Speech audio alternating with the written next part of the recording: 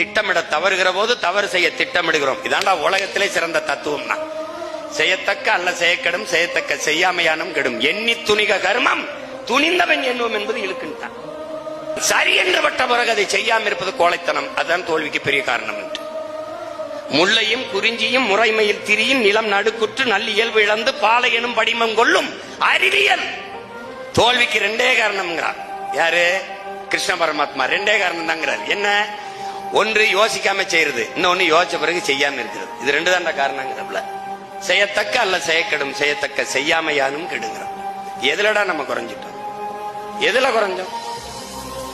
பகுருளி ஆற்றுடன் பன்மலை அடுக்கத்து குமரிக்கோடும் கொடுங்கடல் கொள்ள வடதிசை கங்கை மின் இமயமும் கொண்டு தென் திசை ஆண்ட தென்னவன் வாழி. இவ்வளவு தூரம் ஆண்டிருக்கான். சிலப்பதிகாரம் பாடினா தெரியும்.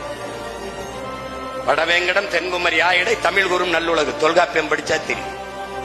தமிழன் பெருமை கொண்டான். வரலாற்றை படைக்கிறவனுக்கு வரலாற்றை எழுத நேரம் இருக்க சென்று விட்டான்.